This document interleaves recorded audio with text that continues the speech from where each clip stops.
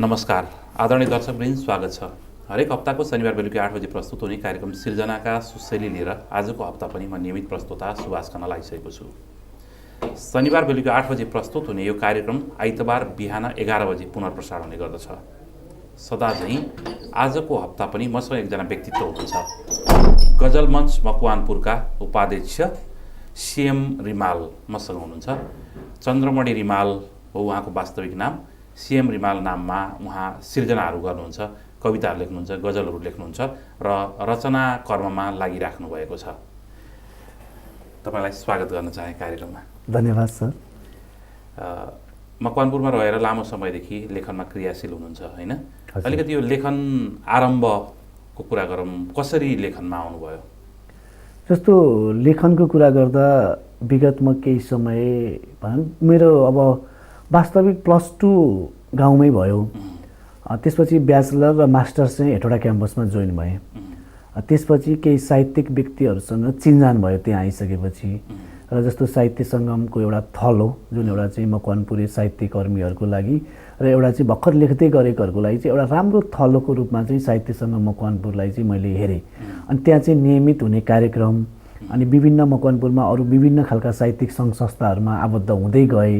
अनि त्यसपछि चाहिँ अब केही लेख्ने साथीहरूसँग चाहिँ जमघट बढ्दो भयो। अनि त्यसले गर्दा केही लेख्नै पर्ने रहेछ समाजको लागि। एउटा चाहिँ हामी जस्तो एउटा सर्जकले चाहिँ कम्तीमा लेख्यौँ भने समाज परिवर्तन केही आवाजहरू उठ्छ भन्ने हेतुले गर्दाखेरि चाहिँ त्यतातिर आबद्ध भयो र विभिन्न साहित्यिक सङ्घ संस्थामा पनि आबद्ध हुँदै गर्दाखेरि चाहिँ त्यहाँबाट साहित्यिक व्यक्तित्व, साहित्य सङ्गम र विभिन्न साहित्यिक सङ्घ संस्थाहरूमा रहेर चाहिँ त्यहाँबाट चाहिँ मेरो पहिला नै लेखियो। तर लेख्दाखेरि जसरी विद्यालय उमेरमा लेखियो त्यतिखेर हौसला प्रेरणा दिने कोही पनि हुनु भएन। लेख्नुपर्छ, लेख्न त भन्ने खालको कसैको पनि आवाज आएन। मेरो फ्यामिली ब्याकग्राउन्ड हेर्दाखेरि पनि उहाँहरू साहित्यप्रति त्यस्तो हुनु। अहिले पनि मेरो दाइहरूले भन्नुहुन्छ कि जस्तो साहित्य कार्यक्रम हुन्छ शनिबार हाम्रो वास्तवमा भने फुर्सदै हुँदैन मकवानपुरे साहित्यकारलाई हैन। अनि परिवारले चाहिँ पछिल्लो समय त झन् कोरोना पछि एकदमै कार्यक्रमहरूको चाप देखिन्छ हैन? एकदमै। अब हिजो भर्खर पनि अब अस्तिको गत शनिबार पनि हामीले हेर्ने हो भने पनि त्यस्तो खालको धेरै कार्यक्रमहरू नै परिवारले पनि अब हप्तामा एक दिन चाहिँ यसो समय दिए हुन्थ्यो भन्ने खालको चाहिँ हुँदो रहेछ। अनि त्यहाँबाट चाहिँ जस मेरो लेखनी यात्रा चाहिँ सुरु भएको छ। अहिले पनि निरन्तर रूपमा चाहिँ अगाडि बढाइरहेको छु। हजुर, विशेषतः कविताहरू, गजलहरू लेख्नुहुन्छ हैन? साथै यहाँको अर्को कुरा भनेको नयाँ सर्जकहरूलाई चाहिँ प्रेरणा दिने। जस्तो यहाँ शिक्षण संस्थामा आबद्ध हुनुहुन्छ, शिक्षण पेसा गर्नुहुन्छ, साथसाथै एउटा शिक्षण संस्थामा आबद्ध भएर कफी हाउस जस्तो एउटा सृजनात्मक कार्यक्रमहरू चलाइराख्नु भएको छ हैन? साँच्चै त्यो जस्तो आफूले लेख्नु र विद्यार्थी भाइ बहिनीहरूलाई इन्करेज गर्नु, लेख्नको लागि प्रेरित गर्नु बिचमा त्यस्तो के भनौँ न अलिकति कुन चाहिँ फरक, कुन चाहिँ आनन्ददायी हुँदो रहेछ? होइन, आनन्द त महसुसको कुरा हो। जस्तो मैले लेखेँ, कुनै कविता लेखेँ, त्यो कविता बजारमा गयो अथवा 2जना पाठक 4जनाले पाठकले पढ्नुभयो भने त्यहाँ एक किसिमको आनन्द आउँछ। र अनि अर्को त्योभन्दा ठुलो आनन्द चाहिँ मैले अहिले महसुस गरेको, जस्तो म शिक्षण पेसामा आबद्ध छु, नेपाली भाषा र साहित्यलाई मैले हेरिरहेको छु। कफी हाउस जोड्नुभयो नवोदयमा चाहिँ हाम्रो कक्षा 1 देखि कक्षा 9 सम्मका भाइ बहिनीहरूलाई चाहिँ प्रत्येक वर्ष एउटा उत्सवको रूपमा चाहिँ हामीले कफी हाउस कार्यक्रम गर्छौँ। त्यसका नै विभिन्न प्रक्रियाहरू छन्। जस्तो कफी हाउस भन्छौँ हामीले लेखक कार्यशाला जुन राइटर्स वर्कसप भन्छौँ, 1 महिना लगाएर 1.5 महिना लगाएर चाहिँ विद्यार्थीहरूलाई एक किसिमले सृजनात्मक बनाएर सृजनशील बनाउने उद्देश्यले त्यो कार्यक्रम गरिन्छ हैन? अनि त्यहाँबाट चाहिँ कतिखेर आनन्द लाग्छ भने जब विद्यार्थीले तयारी गर्छ, अभिभावकको माझमा एउटा स्टेजमा गएर खुला हृदयले उसले आफूले लेखेका कुराहरू, आफूलाई लागेका भावनाहरू चाहिँ पोख्ने जुन अवसर प्राप्त गर्छ र चाहिँ अभिभावकको गहभरि आँसु देख्दा चाहिँ साँच्चै मैले चाहिँ विद्यार्थी भाइ बहिनीहरूलाई एउटा हौसला र प्रेरणा दिन सकेको छु र यहाँसम्म चाहिँ ल्याएको छु, रहेछु भन्ने कुरो चाहिँ त्यतिखेर चाहिँ आनन्द आउँछ मलाई चाहिँ। भनेपछि साना भाइ बहिनीहरूले किताब तयार गर्ने हैन, उनीहरूले आफ्ना रचनाहरू प्रेजेन्ट गर्दै गरेको देख्दाखेरि अभिभावकहरू सामु साना साना भाइ बहिनीहरूले पनि प्रस्तुत गर्दै गरेको देख्दाखेरि त्यसको एउटा छुट्टै हैन आफूलाई सन्तोष महसुस हुन्छ हैन? हो, एकदम। जस्तो अर्को प्रोसेसको कुरा गर्दाखेरि चाहिँ कस्तो छ भने हाम्रोमा राम्रो कुराको सिको गर्नुपर्छ, अनुकरण गर्नुपर्छ हैन? हामीले पनि यो कफी हाउस भन्ने प्रोग्राम कुनै विद्यालय काठमाडौँको हैन राम्रै विद्यालयहरूको अनुकरण गरेका छौँ। किन अर्को अनुकरण गऱ्यौँ हामीले यसलाई भन्दा यसले विद्यार्थीको चौतर्फी विकास गर्दो रहेछ। भाषाका सिपहरू हामीले सिकाउने नेपाली भाषाले भनेको भाषाका सिपहरू हुन्, चाडा सिपहरू हुन्छन्, सुनाइ बोलाइ पढाइ लेखाइ सिपहरू हुन्छन्। अनि त्यो सिप चाडै सिपलाई चाहिँ यसले चाहिँ ठ्याक्कै एड्रेस गर्दो रहेछ होइन। सुन्न सक्ने क्षमता हुन्छ, बोल्न सक्ने क्षमता हुन्छ, लेख्न सक्ने क्षमता हुन्छ, लेखेर मात्र होइन अगाडि स्टेजमा गएर पढ्न सक्ने क्षमता हुन्छ। अनि त्यसको अलावा त्योभन्दा बाहेक पनि विद्यार्थीमा एउटा सृजनशील हुने तार्किक क्षमता, सोचेर लेख्ने। अनि अर्को मलाई सबैभन्दा ठुलो खुसी के लाग्छ भने 1 कक्षा 2 कक्षा 5 कक्षा 7 कक्षाको विद्यार्थीहरूले जो अभिभावकले नबुझेको समाज उनीहरूले बुझिरहेका छन् होइन। आफ्नो आमा बुवालाई नबुझेको अभिभावकले उनीहरूले बुझिरहेका छन्। मेरो आमा यस्तो हो, मेरो बुवा यस्तो हो, मेरो समाज यस्तो छ। एउटा राष्ट्रप्रति चिन्ता व्यक्त गर्नु अनि समाजमा चाहिँ विकृति विसङ्गतिको एउटा उठान गर्ने जुन चाहिँ एउटा उनीहरूले जमर्को गरेका छन् त्यो चाहिँ एकदमै खुसी लाग्दो रहेछ क्या त्यतिखेर। अन्त कतिपय अवस्थामा आँखा होइन सानो बालबालिकाको मस्तिष्कबाट अथवा उनीहरूको आँखाबाट यो समाजलाई हेर्ने खालको चेष्टा पनि हो त्यो होइन एकदम। अनि हामीले सोच्छौँ नि अन्डर एस्टिमेट गर्दो रहेछौँ कि बालबालिकाले के गर्न सक्छ र के सोच्न सक्छ र त्यो होइन रहेछ। हामी एउटा सर्जक जसले चाहिँ निरन्तर रूपमा लेखिरहेका छौँ होइन। हामीभन्दा खतरा खतरा कविताहरू सोचेर लेखेका छन् कि समाज बुझेका छन्। अनि मैले के फिल गरेँ भन्दा विगत 5-7 वर्ष त्यो ठाउँमा चाहिँ मैले अनवरत रूपमा काम गरिरहेँ। अनि एउटा विद्यार्थीलाई साहित्यको बाटो अङ्गल्न लायो भने धेरै कुरा चाहिँ विद्यार्थीले सिक्दो रहेछ। सबैभन्दा ठुलो कुरा अनुशासन सिक्दो रहेछ विद्यार्थीले होइन। साहित्यमा लाग्ने विद्यार्थीहरू सायद मलाई लाग्छ कुबाटो समाएको मैले पाएको छैन, सुनेको पनि छैन होइन। अनि उनीहरूले चाहिँ समाज बुझेका हुन्छन्। समाजमा चाहिँ जो दुःखी छन्, पीडित छन्, अपहेलित छन्, उत्पीडित छन् त्यो व्यक्तिहरूको चाहिँ घाउमा एउटा मलमपट्टी लगाउने खालका चाहिँ उपायहरू उनीहरूले चाहिँ गर्छन्। अनि यो समाजलाई अझ माथि उकास्नको लागि मेरो जिम्मेवारी के हो, मेरो दायित्व के हो अनि देशको लागि यो देश भनेर हामी भनिरहेका छौँ। अनि यसको लागि चाहिँ मैले के गर्नुपर्छ भनेर उनीहरूले जब बुझेर लेख्न सक्छन् नि त्यो सिकाइ चाहिँ त्यो किताबी ज्ञान त केही पनि होइन कि प्रश्न उत्तरले जीवनलाई कहिले पनि काम लाग्दैन नै भन्छु कि म चाहिँ। यस बिचमा तपाईँको एउटा सिर्जना पनि सुनौँ, फेरि हामी गफगाफ गर्छौँ। हस्, मैले एउटा सिर्जना अलि अगाडि एउटा प्रतियोगितामा पनि गएको थिएँ म। यो दसैँको पेरिफेरीमा लेखिएको एउटा सिर्जना छ, अभावको आगो र समृद्धि सपना। पोहोर जस्तै यसपालि पनि उजाडिएको उसको घर, पालुवा पलाउनु अगावै निमुठेका छन् जीवनका हाँगाहरू। पोहोर जस्तै यसपालि पनि उजाडिएको उसको घर, पालुवा पलाउनु अगावै निमुठेका छन् जीवनका हाँगाहरू। जसो तसो मुख टालेर फर्काएको पोहोरको बैंकको लिलाम पत्र सुरक्षाको मुख बनाएर आइरहेछ झन् यसपालि। छिमेकीको करेसामा खस्दै गर्दा चाडपर्वको रङ्गीन इन्द्रेणी, छिमेकीको करेसामा खस्दै गर्दा चाडपर्वको रङ्गीन इन्द्रेणी सोझिँदैछ अभावको ज्वाला उसको घरतिर। पल्लो घरमा हानिएको खसीको मार र ओरपर चम्किएको उज्यालो झिलिमिलीमा फिक्का र धमिलो बन्न पुगेका छन् सन्ततिका आकृतिहरू। साथीहरूको शरीरले नयाँ काँचुली फेरे पनि झुलसरी पोसाकले विज्ञापन गरिरहेछ उजाड लालाबालाहरूको प्राकृतिक छालाको रङ। अर्काको आँखामा रसाएको आँसुसँग मटन चिकन रोस्ट खानेहरू न्याउलीको बिरहमा पनि रमाउने सम्भ्रान्तको तमासा एकोतार सम्झिरहेछ ऊ। यात्राका जङ्गार तर्दै वेदनाका क्रन्दनमा अल्झिएको जिन्दगीलाई हरेक साँझ बिहान मजेरीमा बसेर पिरहेछ उसको परिवार। रङ्गीन सपनालाई पानीको फोका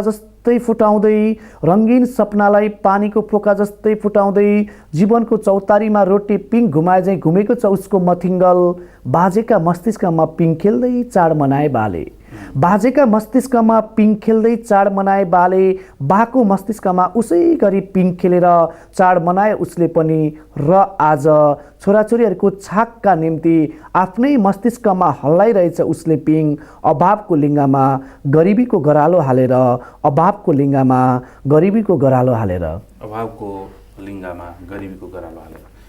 सुन्दर कविता सुनाउनु भयो।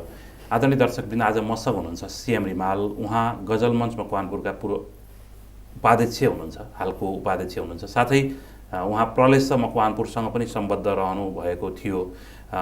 विभिन्न साहित्यिक सङ्घ संस्थाहरूसँग सक्रिय रूपमा सहभागी हुँदै उहाँ लेखनमा क्रियाशील हुनुहुन्छ। सीएम रिमालसँग कुराकानी गरिरहेको छु। पहिलो ब्रेकको क्रममा छौँ, ब्रेकपछि पुनः आउनेछौँ।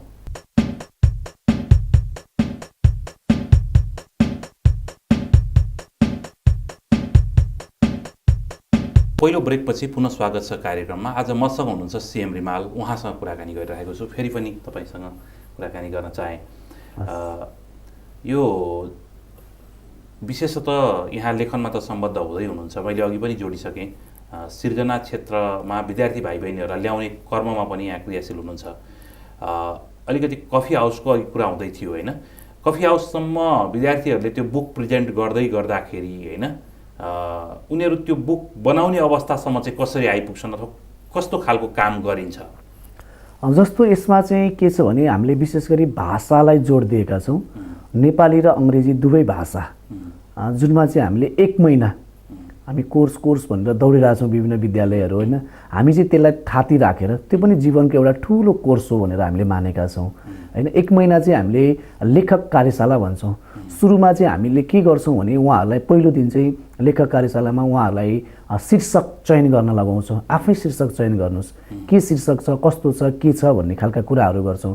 उहाँहरूले मनपर्ने नपर्ने खालका शीर्षकहरू चाहिँ तय गर्नुहुन्छ। अनि त्यसपछि हामीले चाहिँ एउटा ब्रेन स्ट्रमिङ भन्छ, मस्तिष्क मन्थन भन्छ नेपालीमा हो, त्यो ब्रेन स्ट्रमिङ गर्न लाउँछौँ। त्यो शीर्षकमा रहेर उहाँहरूलाई के छ विषयवस्तु, त्यसमा के छ त तपाईँहरूको भनेर हामीले गर्छौँ। जब ब्रेन स्ट्रमिङ गर्छन् उनीहरूले, त्यसपछि साथीसँग कम्युनिकेसन गर्छन् उनीहरूले होइन। उसमा चाहिँ अब साथीले उसलाई चाहिँ पृष्ठपोषण प्रदान गर्छन् त्यो ब्रेन स्ट्रमिङमा, मस्तिष्क मन्थनमा चाहिँ। अनि साथीहरूले केही सल्लाह सुझाव आयो, उसलाई राम्रो लाग्यो भने उसले त्यो सल्लाह सुझाव चाहिँ स्वीकारेर त्यसलाई चाहिँ तलमाथि गर्ने ठाउँ चाहिँ त्यहाँनिर हुन्छ। अनि त्यो भइसकेपछि उहाँहरूले खेस्रा लेखन गर्नुहुन्छ। त्यसलाई चाहिँ एउटा राखेर त्यो बुदाहरूलाई आधार मानेर चाहिँ एउटा खेस्रा लेखन गर्नुहुन्छ अर्को दिनमा होइन। सुरुको दिनमा ब्रेन स्ट्रमिङको पार्ट हो भयो, सकिएन भने अर्को दिन पनि हामीले त्यसै गरी गर्छौँ। अनि एउटा खेस्रा लेखन गरिसकेपछि सो परीक्षण भन्छौँ हामीले। आफूले पहिला लेखिसकेको त्यसपछि हेर्दा काहीँ न काहीँ जसलाई पनि त्यो फेरि चाहिँ पुनरावृत्ति गरेर केही काँडछाँड लाग्छ, स्वाभाविक रूपमै लाग्छ। हामी पनि कयौँचोटि चाहिँ कविताहरू काँडछाँड गरेर एउटा सिङ्गो कविता बनाउने प्रयासमा लागिरहेका हुन्छौँ। अनि विद्यार्थीहरूलाई सो परीक्षण गर्न लाउँछौँ। त्यहाँको भाषिक शुद्धताहरू केही वास्ता गर्दैनौँ सुरुमा हामीले। अनि सो परीक्षण गरिसकेपछि उहाँहरूले फेरि त्यसलाई चाहिँ पुनः परीक्षण गर्नुहुन्छ होइन। पुनः परीक्षण गरिसकेपछि अब उहाँहरूले के गर्नुहुन्छ त, पुनः परीक्षण गर्नुभयो, अब साथी परीक्षणमा जानुहुन्छ। हेर्नुहोस् किन कसरी यसले चाहिँ कसरी प्रभाव पार्छ भने, मैले मेरो कविता मात्र बुझ्ने अवसर पाएँ, तर मैले साथीको कविता बुझेर त्यो कविताको भाव बुझेर उसलाई पृष्ठपोषण दिने भनेको चान्चुने कुरा होइन। त्यहाँ तार्किक कुराहरू आउँछन्, कल्पनाका कुराहरू आउँछन्, आन्तरिक क्षमता प्रतिभाका कुराहरू सबै आउँछन् नि। अनि साथी परीक्षण गरेपछि साथीले उहाँलाई चाहिँ पृष्ठपोषण दिनुहुन्छ। पृष्ठपोषण दिएपछि साथीलाई कस्तो हुन्छ भने नि, मैले मेरो विचारमा कविता लेखेको हुन्छु। मानौ तपाईँले मलाई फिडब्याक कुन पृष्ठपोषण दिनुभयो भने मलाई जरुरी छैन सच्याउनको लागि, मलाई लागेको विचार मैले पोख्न पाउने हो भनेपछि त्यहाँ साथीले परीक्षण गरिरहँदा पनि तर एउटा त्यो ह्याबिचुअल के चाहिँ गर्न खोजेको हामीले भने कम्तीमा अर्काको सिर्जना पढ्ने ह्याबिट होस्, त्यसको विषयवस्तु के छ त, कुन कुरा चाहिँ आफूलाई चाहिँ रङ लाग्यो या राइट लाग्यो, राम्रो पक्ष के हो र सुधार गर्नुपर्ने पाटो के हो, उहाँले फिडब्याक दिनुहुन्छ। अनि जो लेखक हुनुहुन्छ, जसले लेखिरहनु भएको छ, उहाँले राम्रो लाग्यो, ओहो उहाँको सल्लाह राम्रो लाग्यो भने उहाँले त्यसलाई चाहिँ फेरि रिराइट गर्नुहुन्छ, पुनः परीक्षण गर्ने काम गर्नुहुन्छ। अनि त्यसपछि अब त्यो त साथीको मात्र भयो, त्यतिले मात्र पुग्दैन। अनि उहाँले चाहिँ अगाडि गएर चाहिँ त्यसपछि रिराइट गरिसकेपछि फेरि लेखिसकेपछि उहाँले अगाडि गएर चाहिँ सम्पूर्ण मासलाई चाहिँ उहाँले सुनाउनुहुन्छ कक्षामा। सुनाइसकेपछि अब सम्पूर्णले केही जानेका बुझेका चाहिँ पृष्ठपोषणहरू प्रदान गर्नुहुन्छ। उहाँले टिप्पण गर्दै जानुहुन्छ त्यो पृष्ठपोषण आफूले। अनि त्यो भइसकेपछि आफूलाई उपयुक्त लागेका पृष्ठपोषणहरू उहाँले सच्याउनुहुन्छ। अनि अन्तिममा आइसकेपछि शिक्षकलाई दिनुहुन्छ उहाँले। त्यो प्रोसेसहरूबाट चाहिँ उहाँले शिक्षकलाई दिएपछि शिक्षकले 1 दिन 2 दिन लगाएर चाहिँ त्यो सबै भाषिक कुराहरूदेखि लिएर होइन, त्यहाँभित्र भएका सिर्जनाका भावहरूदेखि लिएर सबै कुरा हेरेर बाबु यस्तो छ यस्तो छ, यसलाई यसो गर्दाखेरि अझ राम्रो हुन्छ, यसो गर्नुहोस् भनेर दबाब दिनुहुन्न शिक्षकले पनि, यसो गर्दा अझ राम्रो हुन्छ है भनेर भन्नुहुन्छ। शिक्षक कुराले नै उसलाई उपयुक्त लाग्यो, मनासिब लाग्यो भने उसले चाहिँ त्यसलाई पुनः परीक्षण गर्छ। अनि त्यसपछि बल्ल उसको चाहिँ एउटा मुद्रण छापामा जान्छ भन्छौँ हामीले। प्रकाशन हुने चाहिँ एडिट गरिसकेपछि प्रकाशन हुने मात्र हुन्छ। अनि रेडी भइसकेपछि हामीले A4 साइजको पेपरमा उहाँहरूलाई चाहिँ तयारी अवस्थामा लेख्न लाउनुहुन्छ। एउटा आर्टिकल, त्यसरी भने चाहिँ 4-5वटा आर्टिकलहरू त्यसरी हामीले कथा कविता। अनि पहिला सुरुको वर्ष चाहिँ हामीले के गर्यौँ भने जस्तो चाहिँ कथा कविता निबन्ध जीवन्ती मिश्रित गऱ्यौँ। अनि दोस्रो वर्षबाट चाहिँ त्यस्तो होइन, सँगै गराउन त हामीले एउटा भनेर चाहिँ त्यो गऱ्यौँ। अनि अर्को एउटा राम्रो पाटो चाहिँ के लाग्यो मलाई, मैले अनुभव गरेको भन्दा विद्यार्थीले लेखिरहेका छन् चित्र कोर्नु चान्चुने काम होइन, त्यो एउटा फिलिङ्स सँगसँगै फिलिङ्स हो, फिलिङ्स गरेर एउटा चाहिँ उनीहरूले किताब निर्माण गर्छन् होइन, आवरण चित्र भन्छौँ हामीले। त्यहाँ शीर्षक दिनु पनि चान्सिने कुरा छैन, सबै विषयवस्तुलाई समेट एउटा शीर्षक दिन्छन् अनि त्यहाँ माथि चाहिँ एउटा उनीहरूले चित्र कोर्छन्, आवरण चित्र बनाउँछन्। त्यति मात्र होइन, भित्र विभिन्न घटनाहरू घटेका हुन्छन् नि। कविता छ भने कविताको के भाव छ त्यो भाव झल्किने खालका चित्रहरू कोरेका हुन्छन् उनीहरूले बिबिचमा भने चाहिँ त्यसले चाहिँ विद्यार्थीलाई यस्तो सूक्ष्म तरिकाले चाहिँ अध्ययन गर्ने चाहिँ सृजनशील बनाउने काम चाहिँ गर्दो रहेछ भनेर मैले चाहिँ राम्रो अनुभव गरेँ कि। अब यो जस्तो तपाईँहरूले यसरी इफोर्टिभ रूपमा विद्यार्थीहरूको चौतर्फी विकासमा ख्याल गरिराख्नु भएको छ होइन, सँगसँगै एउटा कोर्स लोड हुन्छ नि त, यति दिनभित्र यस्तो खालको कोर्स पढाउनु पर्ने भन्ने कुराहरूलाई चाहिँ कतिको छेक्छ अथवा कतिको अप्ठ्यारो पर्दो रहेछ, के हुन्छ? यस्तो हुन्छ, च्यालेन्ज आउँछ। सुरुमा हामीलाई राम्रै च्यालेन्ज आएको थियो। जस्तो नेपाली भाषाको पुस्तक छान्दाखेरि 12वटा 18वटा 21वटा चाहिँ पाठ्यभारहरू हुन्छ, पाठहरू हुन्छ होइन। अभिभावकको हेर्दाखेरि चाहिँ 21वटा पाठ पढायो कि पढाएन, स्कुलले शिक्षकले पढायो कि पढाएन, त्यो अनुसारको अभ्यासहरू गरायो गरेन महत्त्वपूर्ण। अनि हामीले चाहिँ के गर्ने गरेका छौँ, होमवर्क सामान्य प्राइभेट कल्चरमा के छ भन्दाखेरि होमवर्कहरू विद्यार्थीहरूलाई प्रशस्त होस् दियोस् भन्ने खालको हुन्छ। होमवर्कहरू धेरै गरिराख्नु विद्यार्थीले, यो खालको कल्चर छ नि त हाम्रो सामान्य माइन्डसेट त्यस्तो छ होइन। अनि होमवर्क दिँदै बसेर त्यो खालको कामहरू गराउनु कतिको च्यालेन्जिङ आयो। सुरुमा मैले फेरि पनि भने, सुरुमा हामीले चाहिँ हाम्रो भाषामा नेपाली भाषामा जस्तो 18वटा पाठ छ, 18मा 3-4वटा कविता हुन्छ, 3-4वटा कथा हुन्छ, 2-3टा जीवनी हुन्छ। अनि त्यो जीवनी पढाउनुको तात्पर्य के त, विद्यार्थीलाई सिकाउनुको तात्पर्य के त? पाठ्यक्रमले निर्दिष्ट उद्देश्य त पक्कै पनि हामीलाई दिएको छ, त्यही उद्देश्यलाई टेकेर गर्ने हो। विद्यार्थीले आफ्नो वरपरको समाजको एउटा राम्रो व्यक्तिको चाहिँ जीवनी लेख्न सक्नेछन् भनेर हो नि त। त्यहाँ पढेको मान्छेको जीवनी बुझेर विद्यार्थीलाई केही काम लाग्दैन जीवनमा। उहाँबाट सिक्ने पाठहरू आफ्नो ठाउँमा छ, शिक्षाहरू आफ्नो ठाउँमा छ होइन। कथा पढ्यो, कथामा तत्त्वहरू के हुन्छ, आवश्यक कुराहरू के हो, कथा लेख्न के चाहिन्छ। अनि 4वटा कथा पढेर एउटा कथा लेख्न सिर्जना गर्न सक्यो भने सबैभन्दा ठुलो उपलब्धि त त्यहाँ हो नि त। त्यहाँको प्रश्न उत्तर चाहिँ भेडा र बाख्राको चाहिँ कथा छ, अनि डाँडामा किन गएन भने त्यो जीवनमा कहिल्यै त्यो काम लाग्ने प्रश्न हो त होइन नि। तर कथामा आवश्यक पर्ने तत्त्वहरू, पात्रका कुराहरू, कथावस्तुका संवाद, भाषा शैली होइन, परिवेश, दृष्टिबिन्दु हो, यस्ता खालका कुराहरू चाहिँ विद्यार्थीले बुझेर एउटा कथा सिर्जना गर्न सक्नु, त्यो कथामा आफ्नो चाहिँ समीक्षाको पाटो राख्न सक्नु, त्यो नै महत्त्वपूर्ण हो भनेर हामीलाई लाग्यो र हामीले अभिभावकलाई बुझाउन सकिरहेका छौँ। यो पाटोमा चाहिँ एकदम अहिले चाहिँ कन्भिक्स चाहिँ हुनुभएको छ यसमा चाहिँ। फेरि पनि गफगाफ त गर्छौँ, अर्को एउटा कविता सुनौँ। अर्को दोस्रो कविता छ, अलिकति शिक्षक पनि भएको नाताले अब विभिन्न पेसामा आबद्ध हुनुहुन्छ। म त एक त निजी विद्यालयमा छु होइन। अब म जस्ता धेरै शिक्षकहरू हुनुहुन्छ जो चाहिँ आफ्नो जीविकोपार्जनको लागि चाहिँ बिहानदेखि बेलुकासम्म कसरी हुन्छ आफूलाई चाहिँ समय व्यतीत गरेर काम गरिरहनु भएको छ।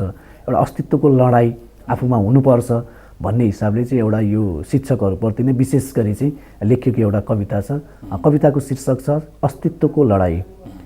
ती कुरूप दिनहरूमा जब निधारको पहराबाट अविरल बग्दछ पसिना, तब आफ्नो मूल्य खोज्न तरबारको धारमा तल्लीन हुन्छ त्यो समय। ती कुरूप दिनहरूमा जब निधारको पहराबाट अविरल बग्दछ पसिना, तब आफ्नो मूल्य खोज्न तरबारको धारमा तल्लीन हुन्छ त्यो समय। जब चेतनाको पत्थरले जुका झैँ ढाडिएका ऐनाहरू चकनाचुर हुन्छन्, तब भ्रमको पाठशाला चिहाइरहन्छ एक टकले। जब मनमा उर्लिन्छ दमित धरतीको ज्वालामुखी, तब फेरिन्छ उसकै शरीरको आयतन र तह। जब झिल्को झिल्को मिली सल्काउँछन् उत्पीडितहरूले मसाल, तब बल्न थाल्छ वर्षौँदेखि तर्साइरहने त्रासिदीको एउटा बुढो घर। जब शैक्षिक कारखानामा काटिएका हातहरूले केही कोर्न थाल्छन्, जब शैक्षिक कारखानामा काटिएका हातहरूले केही कोर्न थाल्छन्, तब माग्न थाल्छन् औँलाहरूले हिसाब किताब। जब वर्षौँदेखि हेपिएका, चेपिएका, निचोरिएका, निसासिएका आवाजहरू मथिङ्गलमा बारुद भएर पड्किन्छ, ठिक त्यति बेलाबाट चर्कन थाल्छ सत्ताको जग र कलमले खोज्छ नयाँ इतिहास र कलमले खोज्छ नयाँ इतिहास। जब उदाउँछ विचारको घाम हरेक बस्तीमा, जब उदाउँछ विचारको घाम हरेक बस्तीमा, श्रमिकहरूको मस्तिष्कमा खुल्नेछ हात हतियारको कारखाना र रचिनेछ नयाँ युद्ध। खुल्नेछ हात हतियारको मस्तिष्क कारखाना र रचिनेछ नयाँ युद्ध। खुल्नेछ हात हतियारको कारखाना र रचिनेछ नयाँ युद्ध। आदरणीय दर्शकवृन्द, आज म कुराकानी गरिरहेको छु सीएम रिमालसँग। उहाँ कविताहरू लेख्नुहुन्छ, त्यसै गरी विद्यार्थी भाइ बहिनीहरूलाई सृजनशील गतिविधिमा उहाँले प्रमोसन गरिराख्नु भएको छ, उत्प्रेरणा गरिराख्नु भएको छ। कफी हाउस नामको कार्यक्रम सञ्चालन गर्नुहुन्छ र त्यसमार्फत विद्यार्थीहरूलाई विभिन्न बुक बनाउने, त्यसमा विभिन्न विधाका रचनाहरूलाई लेख्न लगाउने उहाँहरूलाई परिमार्जन गर्न लगाउने खालका कार्यक्रमहरू गरिराख्नु भएको छ। दोस्रो ब्रेकको क्रममा छौँ। ब्रेकपछि पुनः आउनेछ। हेर्दै बस्नुहोला टिम टेलिभिजन।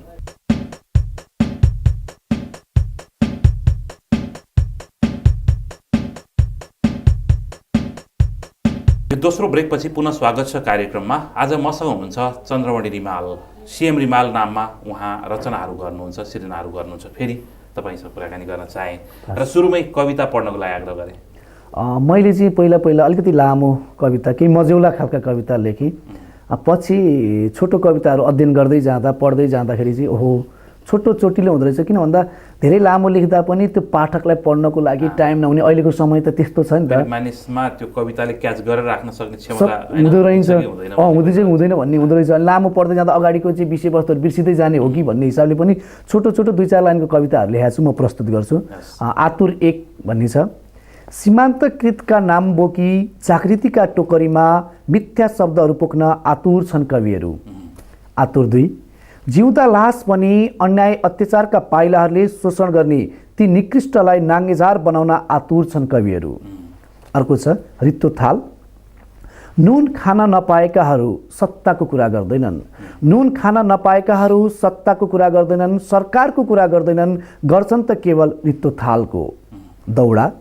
पदक र मान पदवीको दौडामा निस्केको त्यो मान्छे, पदक र मान पदवीको दौडामा निस्केको त्यो मान्छे आजकल रमाउँदैछ कृपावाद र नातावादमा सारालाई भुलेर। लर्को। पुरस्कारको खहरेमा आफू पनि बग्दै, पुरस्कारको खहरेमा आफू पनि बग्दै कृपावादमा रमाएको छ आजकल त्यो मान्छे। म कवि, यो पनि कवि त्यो पनि कवि, यो पनि कवि त्यो पनि कवि, को कवि को कवि खोइ समाजले त देख्दैन, कोसँग दाँच्दैछ आदिकवि या भानुभक्त, महाकवि घिमिरे या रिमाल। जब कवि कवि नै नबनी खोज्दैछ मडारिन, तब कवि नै कविको गान गाउँदैछ, तब कवि नै कविको गान गाउँदैछ, तब कवि नै कविको गान गाउँदैछ। होइन, यो अलिकति व्यङ्ग्यात्मक कविताहरू पनि रहे। हामी विशेष त लेखन सम्बद्ध र यो सृजनशीलता सम्बद्ध कुराहरू गरिराखेका छौँ। होइन, थोरै अलिकति यहाँ गजल मञ्चसँग सम्बद्ध हुनुहुन्छ। गजल मञ्चकै पनि कुरा गरौँ। गजल मञ्चले पछिल्लो समय के गर्दैछ? गजल मञ्चको अब यो अहिले कोभिड, अब जहाँ पनि यो पेन्डामिक इयर नै भन्छ, जसले पनि 2-3 वर्ष चाहिँ नेपाललाई धेरै कुराहरूमा पछि पर्यो। एकदमै यो आर्थिक मात्र होइन, राजनीतिक मात्र होइन, सामाजिक होइन, साहित्यदेखि लिएर हरेक पाटोमा चाहिँ यसले असर गरेको छ। मकवानपुरी साहित्यलाई पनि यसले राम्रै असर गरेको छ। अब म जब उपाध्यक्ष हुँदै गर्दाखेरि मेरो सोच अलिकति भिन्न थियो। सधैँ एउटा बन्द कोठामा कार्यक्रम सञ्चालन गरेर 4 जना 8 जना उही पुरानो अनुहारहरू ल्याएर कार्यक्रम राम्रो होला जस्तो मलाई हुँदैन थियो। र चाहिँ एउटा विद्यालय स्तरमा जब चाहिँ हामी प्रलस्यमा जस्तो पुरुषोत्तम आचार्यको नेतृत्व हुँदा चाहिँ एउटा गाउँ गाउँको चाहिँ जागरण अभियान भनेर हामीले लिएर गएका थियौँ। त्यस्तै एउटा गजल लेख्न चाहने विद्यार्थीहरूको लागि चाहिँ एउटा प्रशिक्षण राखेर होइन, विद्यालयमा पुग्न सक्यो भने जब त्यहाँबाट एउटा विद्यालयबाट 2 जना 4 जना चाहिँ उत्पादन गर्न सक्यो भने सबैभन्दा ठुलो खुसी त्यो हो नि त। कोठामा 4 जनाले पोहोर पनि त्यसैले सुनाए, परार पनि त्यसैले सुनाउने, अहिले पनि त्यसले सुनाउने भन्दा पनि चाहिँ एउटा विद्यालय स्तरमा चाहिँ पुग्न पाए हुन्थ्यो भन्ने चाहिँ महसुस गरेको थिएँ। तर यसले अलिकति असर गरेको छ। अब हामीले चाहिँ अधिवेशन पनि गर्दैछौँ, हाम्रो अधिवेशनको समय पनि आएको छ। यो अधिवेशनले अब नयाँ नेतृत्व पनि चयन गर्छ। यसलाई आफू संस्थामा नभए पनि संस्थालाई दिने सहयोग त मेरो जहिले पनि 100% नै रहन्छ। र मैले चाहिँ नयाँ सोच र विचारमा चाहिँ साथीहरूलाई जानको लागि आग्रह पनि गरेको छु। सधैँ यो चाहिँ पुरानो यो बिरालो बानेर श्राद्धै गर्ने खालको कर्मकाण्डी काम चाहिँ कोठी साहित्यकार चाहिँ नगरून् भन्ने नै मेरो हेतु नै हो। म अलिकति अब त्यस्तै खालको मान्छे पनि हो, उग्र नै भन्छन् बजारमा होइन, भने तापनि मलाई चाहिँ केही लाग्दैन, म गलत गर्दिनँ भन्ने फिल आउँछ आफूलाई। अनि त्यो भएर चाहिँ अबको नेतृत्वले चाहिँ कम्तीमा गाउँ विद्यालय स्तरमा चाहिँ एउटा गजलको लागि चाहिँ राम्रो प्लेटफर्म तयार गरोस् भन्ने चाहिँ मेरो चाहना छ। र सम्भवतः अब आउने नेतृत्वले यो कुरा पनि सोचेको छ। मकवानपुर साहित्य पनि कुरा गरौँ होइन, अलिकति पछिल्लो समय कार्यक्रमको लहरहरू पनि अलिक बढी चलिरहेको छ। तपाईँले अघि पनि भन्दै हुनुहुन्थ्यो यो क्वालिटीमा अथवा कार्यक्रमको सङ्ख्यात्मक उपस्थितिमा अथवा अलिकति समग्रमा हेर्दाखेरि चाहिँ यहाँको गर्नुहुन्छ। तपाईँ नेपाली साहित्यको विद्यार्थी पनि हो, त्यस हिसाबले पनि मैले सोधेँ। जस्तो मकवानपुरी साहित्य नेपालको नम्बर 1 साहित्य हो। म सफलभन्दा बाहिरको हेर्ने भने पोखरा, मकवानपुर, मोरङ यस्ता खालकालाई राम्रैसँग चितवन यिनीहरूलाई राम्रोसँग लिन सकिन्छ। अनि मकवानपुरका केही अग्रज साहित्यकारहरू नेपालमा मात्र नभएर भारतमा पनि राम्रैसँग चाहिँ एउटा नाम कहलाइसक्नु भएका साहित्यकारहरू हुनुहुन्छ, जसले गर्दा हामीलाई एकदमै खुसी हुन्छ, हर्षित हुने ठाउँ त्यहाँनिर छ। तर कुरा रह्यो मकवानपुरी साहित्यलाई अझै माथि उठाउनको लागि जो अग्रज हुनुहुन्छ, आदरणीय व्यक्तिहरू हुनुहुन्छ, उहाँहरूभित्रको दम्भ जुन छ नि, मैले देखेको छु कि जहाँ पनि हुँदो रहेछ। चितवन गएँ, चितवनमा पनि त्यो किसिमको दम्भ छ। काठमाडौँ गएँ, काठमाडौँमा झन् विकराल, त्यो त एउटा समुद्र जस्तो लाग्छ मलाई चाहिँ काठमाडौँ, होइन? एकअर्कामा कसैको मतलब छैन, केही छैन, आफ्नै उसमा हिँडेका छन्।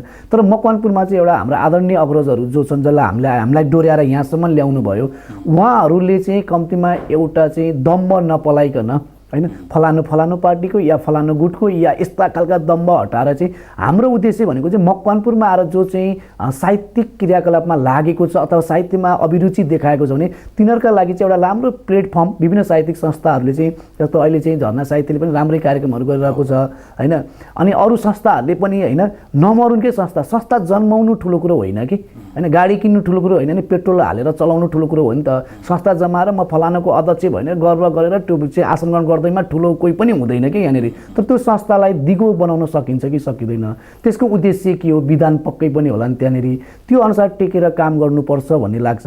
अनि पछिल्लो समय यो पुरस्कारको विषयमा पनि, होइन, अलिकति चाहिँ पुरस्कार मलाई नि मन लाग्छ, सपोज कसैको नाममा, मेरो हजुरबाको नाममा मलाई नि दिन मन लाग्यो सपोज, तर वास्तविक व्यक्तिले पायो कि पाएन? पुरस्कार मात्र स्थापना गरेर एक दुईवटा संस्था छन् जो चाहिँ पुरस्कारका बाहेक भन्दा अर्का कार्यक्रम गरेका छैनन्। हेर्नुहोस्, विडम्बना के, साहित्यिक संस्था भनेका छन्, पुरस्कार आयोजना गरेका छ, 2-4जना मान्छेले गरेर हात जोडेको छ, ओहो यस्तो गरिदिनुहोस् न भनेर चाहिँ उहाँले लगानी गरिदिनु भएको छ, त्यो वर्षमा एउटा दुईवटा त्यो पुरस्कार भन्दा बाहेक कार्यक्रम। अनि त्यो के अर्थ लाग्छ? त्यसले चाहिँ समाजमा साहित्यप्रति त्यो विद्यार्थी जो रुचि छ अथवा जो लेख्न चाहनेको लागि के प्लेटफर्म दियो त त्यो संस्थाले? केही त दिएन त आखिरले। त्यही भएर मकवानपुरका केही साहित्यकार, साहित्यिक संस्थाहरूलाई चाहिँ मैले अनुरोध के गर्छु भने दम्भ हटाउँ। सबैलाई मकवानपुरे जो चाहिँ भर्खर लेख्न सिकेका कलिला बालबालिका छन् तिनीहरूको मस्तिष्कमा विद्यालय स्तरबाटै चाहिँ हामीले साहित्य यस्तो हो, यसले यस्तो गर्छ भनेर बुझाउन सक्यौँ भने नै सबैभन्दा समाजसम्म साहित्य जोडिने खालको वातावरणहरू त्यो चिजसँग हुनु कि कोटै होइन कि, बुद्ध चोकमा गर्नु पर्यो, सीमा चोकमा गर्नु पर्यो, मानव चोकमा गर्नु पर्यो, विद्यालयमा गर्नु पर्यो, विभिन्न ठाउँमा गरे भने पो ओहो यहाँ चाहिँ यस्तो रहेछ भन्ने खालको हुनु पर्यो नि त। त्यो चाहिँ गर्नु जरुरी छ जस्तो लाग्छ मलाई। हामी कार्यक्रमको करिब करिब अन्तिमतिर छौँ। अब एउटा तपाईँको कविता सुन्छौँ, त्यसपछि बिदा लिन्छौँ। यो चाहिँ अब चुनाव पनि आइरहेको छ, अलिकति साहित्यकारहरू चाहिँ विशेष गरी देशको बारेमा अलिक चिन्तितै बढी हुन्छन्, होइन? हामीले सुनेको कविताहरूमा पनि हेर्ने हो भने, होइन, प्रेम छ देशप्रतिको अगाध माया चाहिँ सबैमा हुन्छ। अनि हामीलाई पनि, मलाई पनि चाहिँ एक किसिमले चाहिँ यो चुनाव आइरहेको छ, योसँग सम्बन्धित रहेर चाहिँ अलिकति यहाँनिर केही लेखेको छ। मेरो कविताको शीर्षक छ ए प्रिय मान्छे। ए प्रिय मान्छे नेतालाई अलिकति विशेष गरी चाहिँ भन्न खोजेको हो कि जस्तो लाग्छ। अब तपाईँहरूको बुझाइ कस्तो हुन्छ उहाँहरूमै डिपेन्ड हुन्छ त्यो चाहिँ, होइन? ए प्रिय मान्छे, ए प्रिय मान्छे, जनताको मतमा दुःखी तुरुप फाली आफू मात्र हाँस्ने, आफू मात्र मुस्कुराउने, न घाम न पानी न असिना न हावाहुरी न चट्याङ, यस्तो विषम परिस्थितिमा पनि जीवन जिउन विवश ती भोक्का नाङ्गाको अवस्था देखेर। ए प्रिय मान्छे, जनताको मतमा दुःखी तुरुप फाली आफू मात्र हाँस्ने, आफू मात्र मुस्कुराउने, न घाम न पानी न असिना न हावाहुरी न चट्याङ, यस्तो विषम परिस्थितिमा पनि जीवन जिउन विवश ती भोका नाङ्गाको अवस्था देखेर। धिक्कार छ, धिक्कार छ भोका नाङ्गाको धैर्यता र साहसलाई कुल्ची आफ्नो अस्तित्व जगाउन हर तरह जिउँदो लास चाहिँ बाँचिरहेका प्रिय मान्छेलाई। सलाम छ, सलाम छ त्यो निडरतालाई, हर बिहान हर पल हर क्षण आफ्नैपन अनि अस्तित्व जगाउन बेग्लै संसारमा जीवन व्यतीत गरिरहेका त्रासले भरिएको बेला पनि आफ्नो प्राण पोख पर्खिरहेका ती जीवित मनहरूलाई। ए प्रिय मान्छे, ए प्रिय मान्छे, कता लाँदैछौ देशको स्टेरिङ? ए प्रिय मान्छे, कता लाँदैछौ देशको स्टेरिङ? कहाँ धकल्दैछौ देशलाई निस्किन नसक्ने गरी दलदलमा? कहाँ लुकाउँदैछौ कालो धन? कति खान्छौ भन कमिसन? ए प्रिय दलाल हो, ए प्रिय दलाल हो, भागभण्डाको फोहोरी खेल खेल्दै जनताको पसिना र रगतको आहालमा। ए प्रिय मान्छे, तिम्रो सास रोकिँदैन हो? ए प्रिय मान्छे, तिम्रो सास रोकिँदैन हो? तिम्रो धड्कनको चालमा कुनै अवरोध आउँदैन हो? के तिमीलाई कति पनि डर भय एवं त्रास छैन हो? यति बेला सारा विश्व त्रसित छ, यति बेला सारा विश्व त्रसित छ, आक्रान्त महामारीमा आतंकित छ। ठुलै विषम परिस्थितिको जालोमा रुमलिएको यो विश्व आज संसार जित्नेहरू भएका छन् हारमा परिणत। तिम्रो घरमा मात्र केवल आयो सिंहदरबार, आयो त केवल बालवटार। भोक र गरिबीमा पिल्सिएका लाला बाबुहरू जनताको झुपडीमा सबैतिर छ्याप्प सबै छोपेको छ, थिचेको छ भएर त्रासको भकारीले अदृश्य शक्तिको चक्रव्यूहमा विवश छन् आज रात काट्न। मकैबारीमा स्यालहरूलाई कति काखी च्याप्दै हिँड्छौ, मकैबारीका स्यालहरूलाई कति काखी च्याप्दै हिँड्छौ, जालझेलको भुमरीमा पारी सोझा साझा जनको मन ए आफ्नो मात्र प्रिय मान्छे, जालझेलको भुमरीमा पारी सोझा साझा जनको मन ए आफ्नो मात्र प्रिय मान्छे। यो कार्यक्रममा आउनुभयो, यहाँका विचारहरू साथै रचनाहरू प्रस्तुत गरिदिनु भयो, विशेष धन्यवाद दिन्छु। यहाँलाई पनि धन्यवाद, विशेष गरी टिम टेलिभिजन, त्यसै गरी सुभाष सर।